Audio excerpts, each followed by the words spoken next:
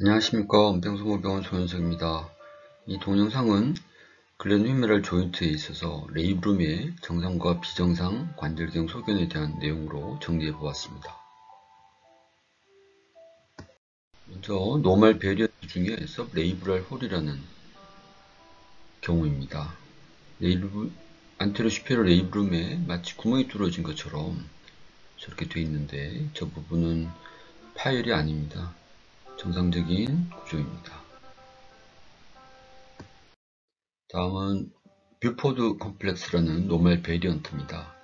구성이 두 가지가 있는데 하나는 MGH이 다른 경우보다 굉장히 두꺼워져 있고, 두 번째 조건이 안테리어 슈페리어 레이브룸이 글레노이드에 부착되어 있는 부분이 없는 경우, 이 두 가지 요건이 있으면 버퍼드 컴플렉스라고 얘기를 합니다.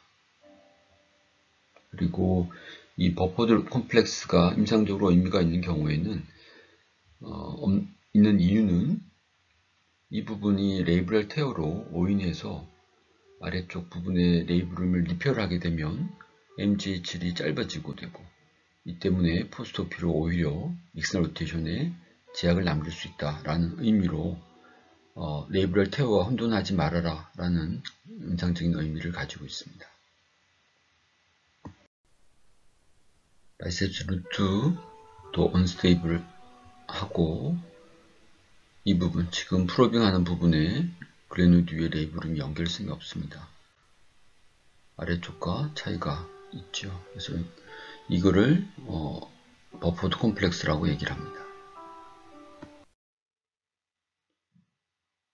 바이셉스 루트 앞쪽 부분에 안테리어 슈페리어 쪽 레이브룸은 저희가 포스테리어 포탈 넣으면 가장 먼저 마주치는 부분이기도 하고, 이 부분에 의외로 디제네이션 되어 있는 프레임이나 테어가 많이 발견됩니다. 이 증례는 심평원 심사 갔을 때 심사 나왔던 증례의 한 경우인데 중년 이상이고 다른 파일이나 이상이 없던 케이스입니다. 근데 지금 보시는 것처럼 바이셉스 앞쪽으로 프레임이 되어 있는 이 정도 소견인데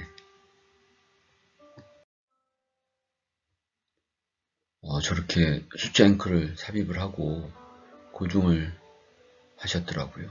그래서 저런 경우는 좀 문제가 있는 방식이다라고 생각이 되어서 사진을 몇 장 찍고 소개를 합니다. 바이셉스 루트보다 바로 앞쪽에 있는 부분은 스티퍼 카트 선생님이 쓰셨던 책에 이런 구절이 있습니다.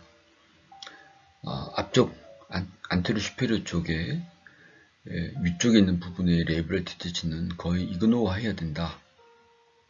그리고 안테리어 인스테빌리티가 있으면서 레이브룸이 위쪽으로 이렇게 테어가 연결되어 있는 경우 외에는 거의 아나토미컬 베리언트로 취급하거나 디제너레이션 정도로 간주를 하여야 맞다라고 기술되어 있습니다. 그래서 앞서 보여드린 심평원 증례처럼 저런 경우에는 리페어를 하는 게 아니라고 생각됩니다.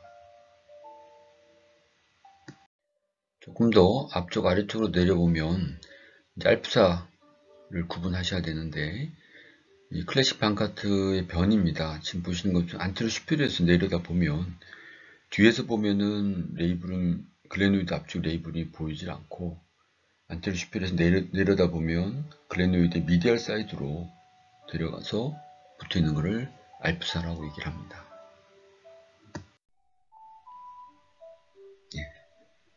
뒤쪽에서 보면 상당히 위쪽까지도 이 케이스는 보이지 않았고, 안테리어 슈페리어에서 임상적 의미는 알프사가 클래식 방카트보다는 수술 후에 리커런스 레이트가 더 높다라고 얘기를 합니다.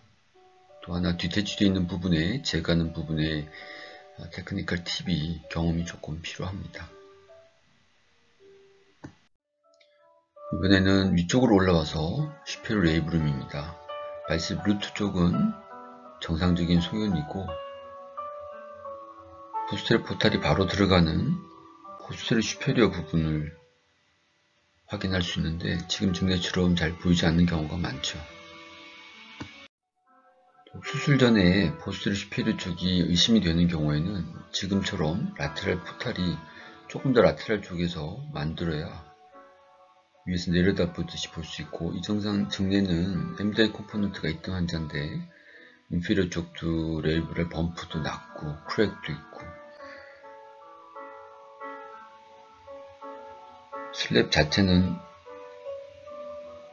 슈페리어 레이브럴은 언스테빌리티는 없지만 포스테리어 슈페리어 쪽에 프레임이 조금 심합니다. 이렇게 진단을 내릴 수는 없어서 포탈을 바꿔서 안테리어에서 보면 방금 프레임이 있던 부분이 이렇게 문제가 있다라고 진단을 하였습니다. 다음은 슬랩에 대해서 말씀드리겠습니다. 이 텀은 앤드류가 1985년도에 투구한 야구 공을 던지는 오베드 애슬렛에서 수령의 디셀레이션 페이지인데, 이 바이셉스가 레이블을 풀아웃 하면서 발생하는 리전이다 라고 보고를 하였습니다. 이후에 슈나이드가 이 슬랩의 4가지 타입에 대해서 구분해서 보고를 하였습니다. 이 부분은 슬랩 타입 2입니다. 레이브룸이 디제너레이션 되면서 프레임을 보이는 부분이고, 이런 타입 2 인저리는 아래처럼 언스테이블하고 갭이 보입니다.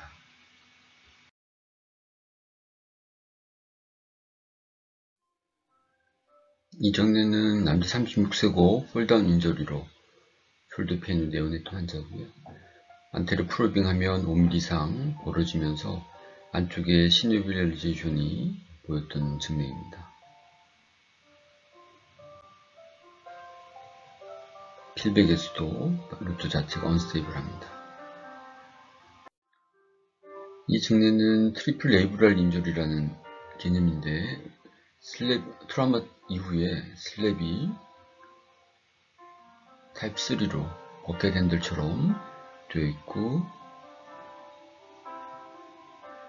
안테리어 레이브룸과 포스테리어 레이브룸의 안테리어 레이브룸 테어, 그리고 포스테리어 레이브룸까지 테어가 있었던 트리플 레이브럴 인저리 케이스입니다. 이 케이스는 안테리어 레이브럴 테어로 MR 수술 전에 진단하고 수술을 결정했던 경우인데, 수술장에서 슬랩 타입 3가 발견되었던 케이스입니다. 나이가 26세밖에 안 되죠.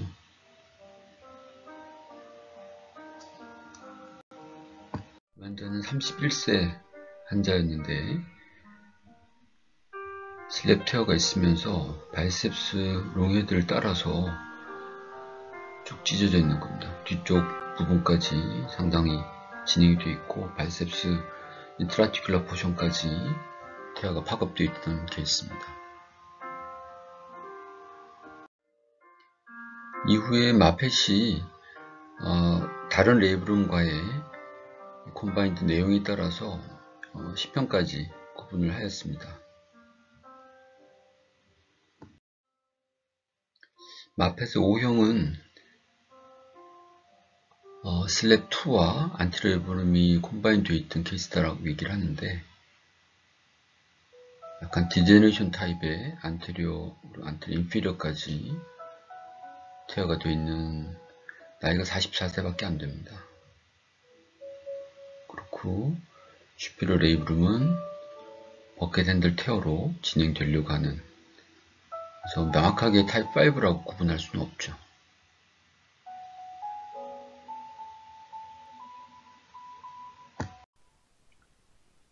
앞서 보여드렸던 20대, 30대 환자들 말고 이런 고령의 환자들은 디제너레이션에 의해서 아래와 같은 형태의 소견이 보입니다. 이 부분은 우리가 치료 대상으로 삼으면 안 됩니다. 만약에 저 부분이 임상적으로 증상을 만들 수 있다라고 생각하면 이런 복잡한 슬랩 리페어보다는 발셉스 테노토미가 훨씬 경제적이고 논리적인 접근법이 아닐까라고 생각합니다. 이 환자도 디제너레이션에 의한 형태고, 되게 글레노이드 인접되어 있는 글레노이드 부분도 카트리지 인조리도 심하고 프레임 자체도 굉장히 심합니다. 그래서 저 부분은 봉합할 슬랩으로 판단되지는 않고 디브랑 다듬는 정도만 시행을 했습니다. 또 하나 관절 내에 보실 때 스테디움 뷰라는 게 있습니다. 보시다시피 마치 스테디움 뷰에서 보는 것처럼 글레노멜 조인트 관절 자체가 굉장히 넓게 보이는 경우인데, 이는 캡슐 RXT를 시사하는 소견입니다. 포스테리어 레이브룸 테어에 대해서는 아직은 이견이 있습니다. 지금 아래쪽 보이는 부분은 킴스 리전이라는 부분을 확인하는 방법 중에 하나인데, 쿠렉되어 있는 부분에 프롭을 넣어서 안에 보면 글레노이드가 떨어져 있는 테어를 확인할 수 있다 라고 얘기를 합니다. 그러나 조금 과도하게 진단을 하는 방법이 아닌가라는 의견도 있습니다. 네, 이상 글렌 휴메럴 조인트의 레이브룸의 정상과 비정상에 대해서 말씀드렸습니다.